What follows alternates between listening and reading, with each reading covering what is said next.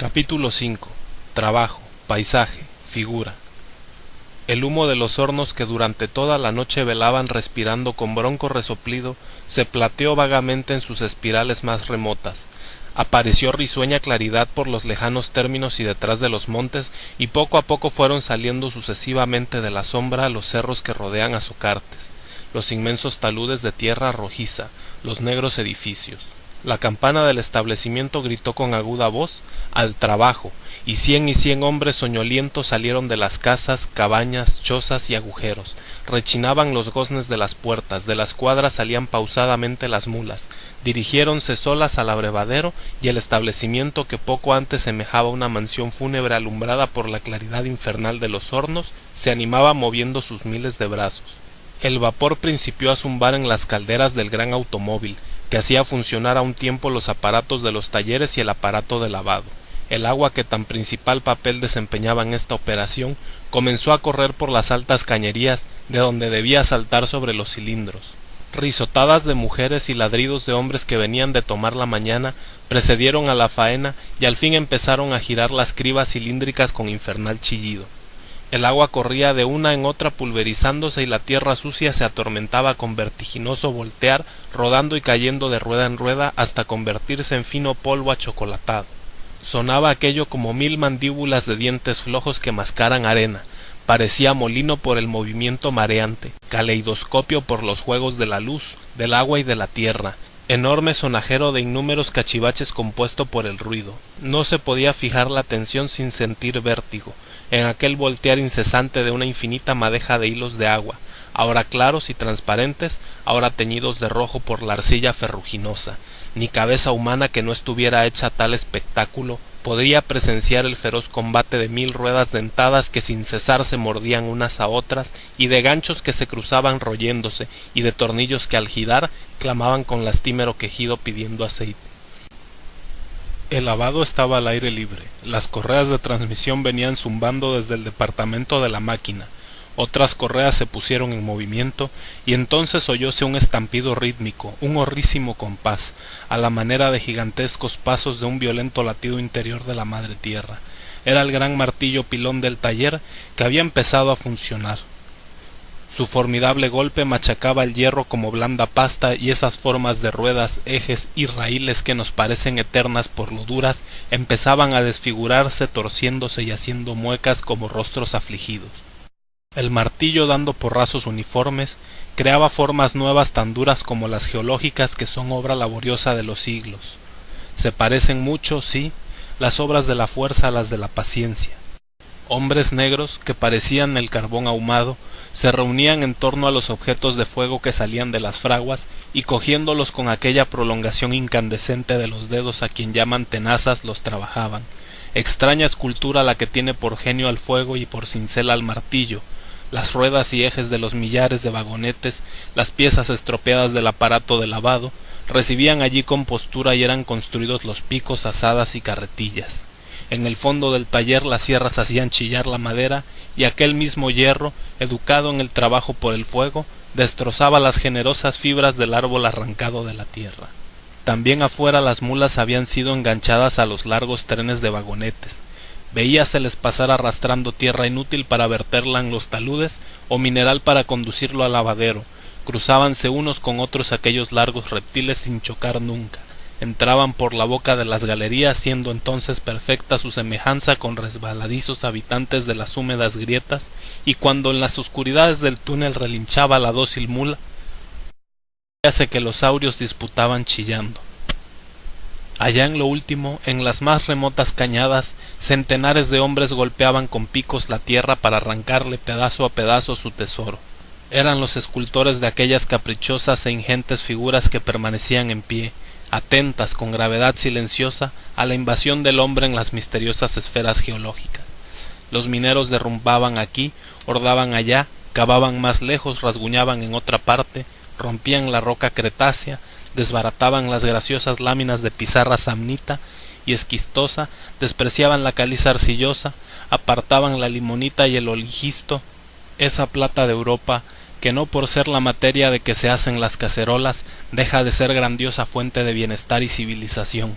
sobre ella ha alzado Bélgica el estandarte de su grandeza moral y política.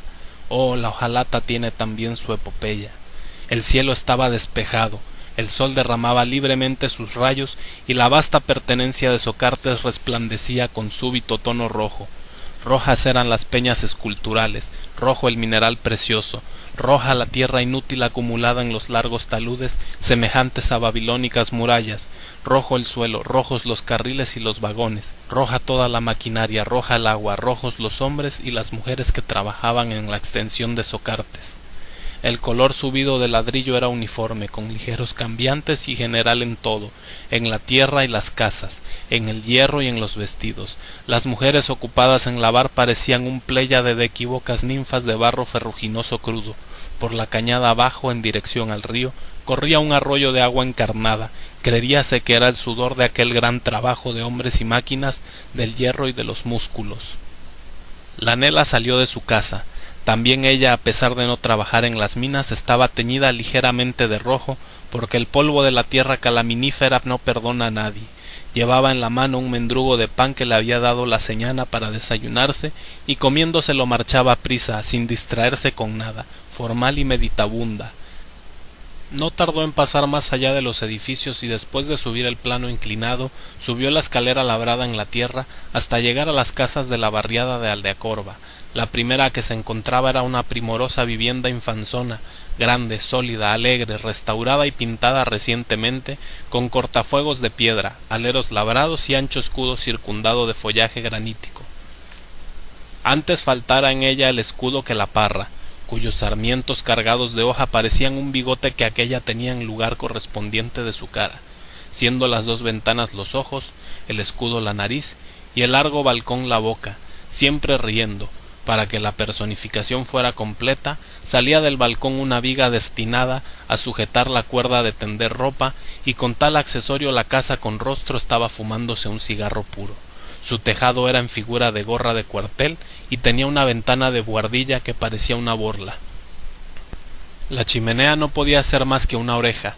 No era preciso ser fisonomista para comprender que aquella cara respiraba paz, bienestar y una conciencia tranquila.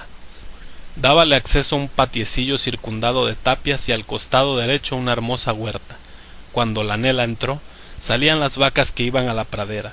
Después de cambiar algunas palabras con el gañán, que era un mocetón formidable, así como de 3/4 de alto y 10 años de edad, dirigióse a un señor obeso, bigotudo, entrecano, encarnado, de simpático rostro y afable mirar, de aspecto entre soldadesco y campesino, el cual apareció en mangas de camisa, con tirantes y mostrando hasta el codo los velludos fornidos brazos. Antes que la muchacha hablara, el señor de los tirantes volvióse adentro y dijo: «Hijo mío, aquí tienes a la Nela». Salió de la casa un joven, estatua del más excelso barro humano, grave, derecho, con la cabeza inmóvil y los ojos clavados y fijos en sus órbitas, como lentes expuestos en un muestrario. Su cara parecía de marfil, contorneada con exquisita finura, mas teniendo su tez la suavidad de la de una doncella, era varonil en gran manera, y no había en sus facciones parte alguna ni rasgo que no tuviese aquella perfección soberana con que fue expresado hace miles de años el pensamiento helénico. Aun sus ojos puramente escultóricos, porque carecían de vista, eran hermosísimos, grandes y rasgados. Desvirtuábalos su fijeza y la idea de que tras aquella fijeza estaba la noche. Falto del don que constituye el núcleo de la expresión humana, aquel rostro ciego poseía serenidad de mármol, convertido por el genio y el cincel en estatua y por la fuerza vital en persona. Un soplo, un rayo de luz, una sensación bastarían para animar la hermosa piedra que, teniendo ya todas las galas de la forma, carecía tan solo de la conciencia de su propia belleza, la cual emana de la facultad de conocer la belleza exterior. Parecía tener 20 años, y su cuerpo sólido y airoso, con admirables proporciones construido, era digno en todo de la sin igual cabeza que sustentaba. Jamás se vio incorrección más lastimosa de la naturaleza que la que tan acabado tipo de la humana forma representaba, recibiendo por una parte admirables dones y siendo privado por otra de la facultad que más comunica al hombre con sus semejantes y con el maravilloso conjunto de todo lo creado. Era tal la incorrección que aquellos prodigiosos dones quedaban como inútiles, del mismo modo que si al ser creadas todas las cosas hubiéralas dejado el hacedor a oscuras para que no pudieran recrearse en sus propios encantos, para que la imperfección, ira de Dios, fuese más manifiesta, había recibido el joven portentosa luz interior, un entendimiento de primer orden. Esto y carecer de la facultad de percibir la idea visible, que es la forma, siendo al mismo tiempo divino como un ángel, hermoso como un hombre y ciego como un vegetal, era fuerte cosa ciertamente. No comprendemos el secreto de estas horrendas incorrecciones. Si lo comprendiéramos, se abrirían para nosotros las puertas que ocultan primordiales misterios del orden moral y del orden físico. Comprenderíamos el inmenso misterio de la desgracia, del mal, de la muerte, y podríamos medir la perpetua sombra que sin cesar sigue al bien y a la vida. Don Francisco Penáguilas, padre del joven, era un hombre más que bueno, era inmejorable, superiormente discreto, bondadoso, afable, honrado y magnánimo.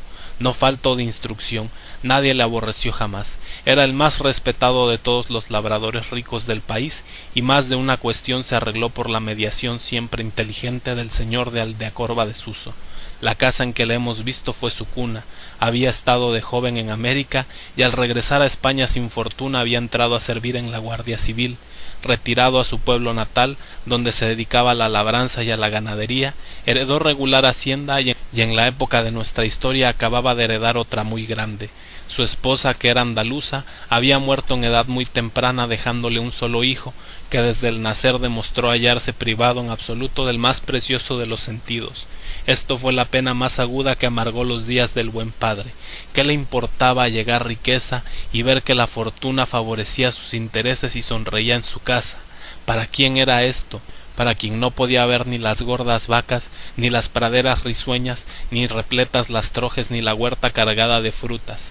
Don Francisco hubiera dado sus ojos a su hijo, quedándose él ciego el resto de sus días, si esta especie de generosidades fuesen practicables en el mundo que conocemos.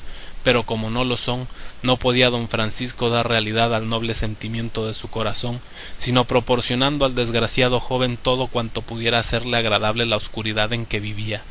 Para él eran todos los cuidados y los infinitos mimos y delicadezas cuyo secreto pertenece a las madres y algunas veces a los padres cuando faltan aquellas. Jamás contrariaba a su hijo en nada que fuera para su consuelo y entretenimiento en los límites de lo honesto y moral. Divertíale con cuentos y lecturas, tratábale con solícito esmero, atendiendo a su salud, a sus goces legítimos, a su instrucción y a su educación cristiana, porque el señor de Penáguilas, que era un si no es severo de principios, decía: no quiero que mi hijo sea ciego 2 veces. Viéndole salir y que la Nela le acompañaba afuera, díjoles cariñosamente: no os alejéis hoy mucho, no corráis. Adiós. Miróles desde la portada hasta que dieron vuelta a la tapia de la huerta. Después entró porque tenía que hacer varias cosas: escribir una esquela a su hermano Manuel, ordeñar una vaca, podar un árbol y ver si había puesto la gallina pintada.